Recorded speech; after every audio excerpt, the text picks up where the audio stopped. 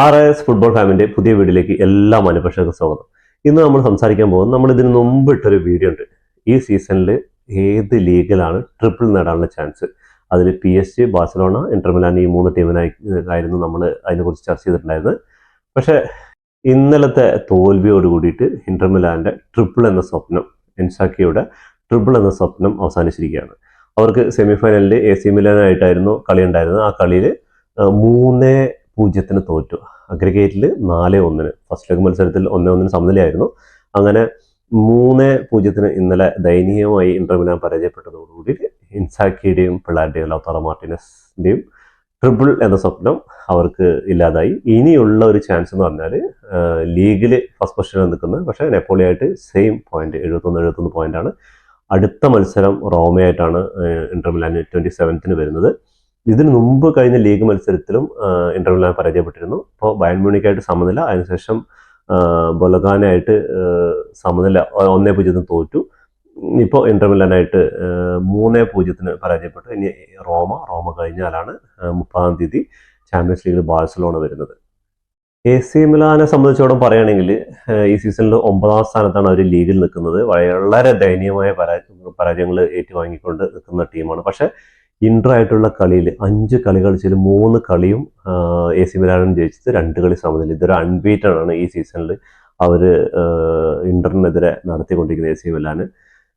എനിക്ക് തോന്നുന്നു ഈ ടൈറ്റ് ഷെഡ്യൂളും ഇങ്ങനെയുള്ള കാരണങ്ങൾ കൊണ്ടായിരിക്കാം ഇന്ററിന്. പക്ഷെ മറ്റുള്ള ടീമുകൾക്ക് എല്ലാ ലീഗുകളിലും കുറേ ലീഗുകളിൽ ഇതേ അവസ്ഥയാണ്. ഇപ്പോൾ ബാഴ്സലോണയ്ക്ക് ആയിക്കോട്ടെ, റയൽ മാഡ്രിഡിനായിക്കോട്ടെ, അങ്ങനെ എല്ലാ ലീഗുകളിലും ടൈറ്റ് ഷെഡ്യൂളാണ്. എന്താ പറഞ്ഞാൽ ചാമ്പ്യൻസ് ലീഗിൽ കയറി അതേപോലെ കോപ്പ ഡെൽ റേയിൽ കളിക്കുന്ന ടീമുകൾക്കൊക്കെ ടൈറ്റ് ഷെഡ്യൂളാണ് വരുന്നത്.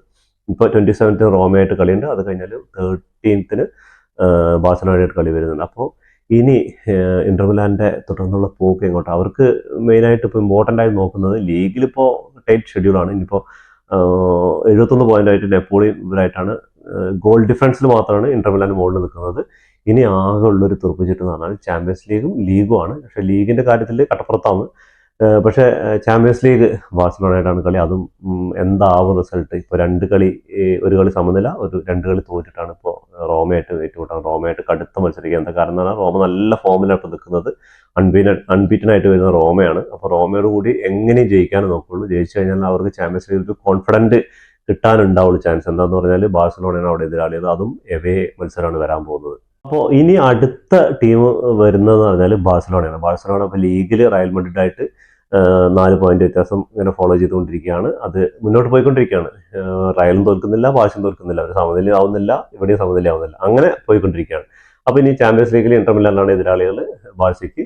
അത് കഴിഞ്ഞാൽ കോപ്പ ഡെൽ റേയിൽ 26-ാം തീയതി നാളെ നടക്കുന്ന മത്സരത്തിൽ നാളെ ശനിയാഴ്ച രാത്രി 12 മണിക്കും UAE സമയം, ഇന്ത്യൻ സമയം 1:30 പുലർച്ചെ 1:30 ഇന്ത്യൻ സമയം ഞായറാഴ്ച പുലർച്ചെ 1:30 കളി നടക്കുന്നത്. അപ്പോൾ ആ ഒരു കളിയിൽ കോപ്പ ഡെൽ റേ ജയിക്കുകയാണെങ്കിൽ ഒരു ട്രോഫി സ്വന്തമാക്കും.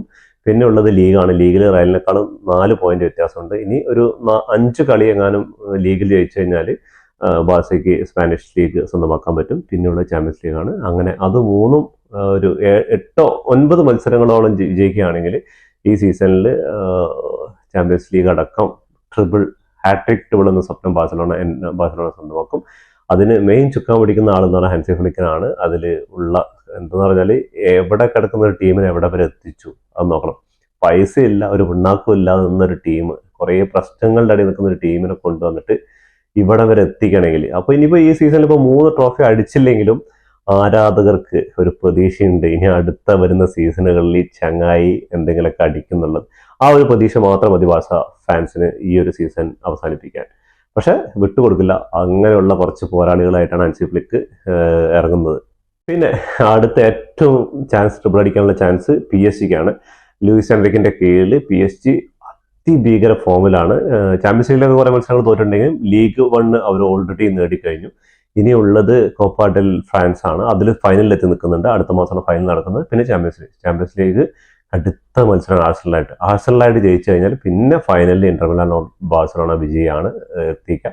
ഇതേപോലെ എംബാപ്പെ പോയാൽ പോട്ടെ, ഞങ്ങളൊരു ടീമായിട്ട് കളിക്കുന്ന ലൂയിസ് എൻറിക്കും ഡെംബലെ അടങ്ങുന്ന ഒരു ടീമിനെ വാർത്തെടുത്തു. സത്യം പറഞ്ഞാൽ ഈ സീസണിൽ ബാഴ്സലോണയും PSG ആണ് ഇങ്ങനൊരു ബിൽട്ടപ്പിൽ കളിക്കുന്നതും അതേപോലെ അത്രയും സ്ട്രോങ് ആയിട്ടൊരു ഇലവനും അവരുടെ കളി മികവും അതേപോലെ എന്താ പറയുക ഒരു എനർജിയാണ്, ഫുൾ പവറിലാണ് കളിച്ചുകൊണ്ടിരിക്കുന്നത്.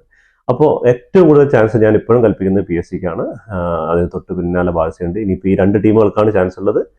അപ്പോൾ നമുക്ക് കാത്തിരുന്ന് കാണാം. ഇനി കുറച്ച് മത്സരങ്ങൾ കൂടി കഴിഞ്ഞാൽ ഏകദേശം അറിയാം എന്താണ് റിസൾട്ട് എന്ന്. അതേപോലെ തന്നെ ഇനി ഇപ്പോൾ ബാലൻഡിയർ അടിക്കാൻ ചാൻസ് ഇപ്പോൾ ട്രിപ്പിൾ അടിക്കുകയാണെങ്കിൽ, ബാഴ്സലോണ ട്രിപ്പിൾ അടിക്കുകയാണെങ്കിൽ റഫീനയ്ക്കായിരിക്കും ഏറ്റവും കൂടുതൽ ചാൻസ് കൽപ്പിക്കുന്നത്. അതേപോലെ PSG അടിക്കുകയാണെങ്കിൽ ഒന്നും പറയാനില്ല, ഡെമ്പൽ തന്നെ ആയിരിക്കും ബാലൻഡിയർ എടുക്കാൻ പോകുന്നത്. പിന്നെ ഉള്ള ചാൻസ് എന്ന് പറഞ്ഞാൽ ഇനിയുള്ള ഒരു ലീഗ് കപ്പും അതേപോലെ ചാമ്പ്യൻസ് ലീഗും അടിക്കുകയാണെങ്കിൽ, ഇന്റർ മിലാൻ അടിക്കുകയാണെങ്കിൽ ലൗതാറോ മാർട്ടിനസിന് അതൊരു ചാൻസ് ഉണ്ട്. അത് ഏകദേശം 100% ആണ്. ഇപ്പോൾ ഒരു കോപ്പ ഡെൽ റേ ഇറ്റലി പോയാലും കുഴപ്പമില്ല, അവർക്ക് 2 ട്രോഫി അടിച്ചതിന് ആൾക്ക് അതിനുള്ള ചാൻസ് ഉണ്ട്. അപ്പോൾ ഇത്രയും പറഞ്ഞുകൊണ്ട് ഇവിടെ അവസാനിപ്പിക്കുന്നു. ഫുട്ബോൾ ലോകത്തെ പുതിയ വിശേഷങ്ങളുമായി വീണ്ടും കാണുന്നവരെ ടാറ്റാ ബൈ ബൈ. ഈ വീഡിയോ ഇഷ്ടപ്പെട്ടാൽ ലൈക്ക് ചെയ്യുക, ഷെയർ ചെയ്യുക, സബ്സ്ക്രൈബ് ചെയ്യുക. സബ്സ്ക്രൈബ് ബട്ടണിലുള്ള അടുത്തുള്ള ബെല്ലൈക്കൺ ഒന്ന് ക്ലിക്ക് ചെയ്ത് വയ്ക്കുക. ഞങ്ങളുടെ പുതിയ വീഡിയോകൾ നോട്ടിഫിക്കേഷനായി നിങ്ങൾക്ക് എത്തിച്ചേരുന്നതായിരിക്കും.